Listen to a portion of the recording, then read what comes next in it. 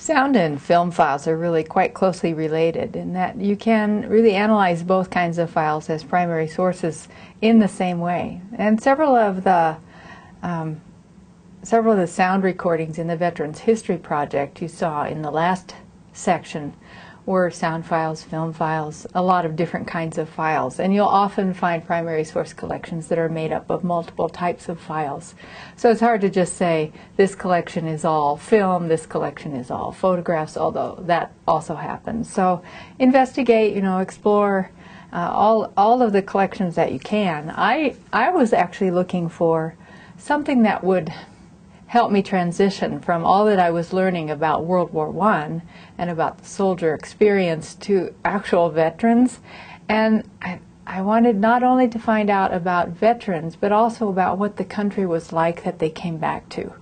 And often that takes you into politics. So there's a collection in the Library of Congress called American Leaders Speak, and that is from a very specific time period. It's the presidential elections around the year 1920. And the person that I've chosen, I'm going to scroll down, was Warren G. Harding, because he was a presidential candidate and became president. And he talked about readjustment, that is, readjustment of the veterans, readjustment of the country to the veterans, and so on. So I'm going to scroll down in my annotated resource set. Here's an image of Warren G. Harding, and I'm going to bring up one of his speeches. And while that's loading, I have to tell you that sometimes you will run into ideas that are very high level in these collections. So some collections work very, very well for young students.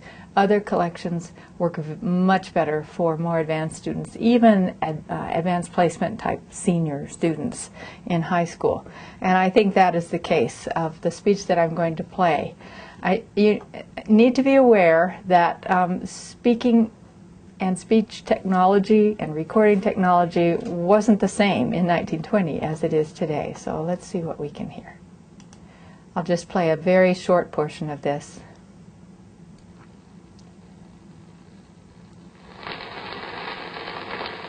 My countrymen, there isn't anything the matter with the world's civilization except that humanity is viewing it through a vision impaired in a cataclysmal war. Poise has been disturbed and nerves have been racked and fever has rendered men irrational. Sometimes there have been drafts upon the dangerous cup of barbarity.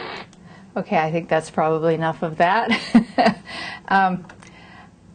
This was a presidential candidate talking about the return to normalcy after what he called the fever delirium of war. He has very many high-level ideas in this speech, and even talks about small government, nationalism, isolationism, and uses a quote. I quote this: "What citizens may do for the government and country rather than what the government may do for the individual." And that has echoed through the years, even in a very famous speech by John F. Kennedy.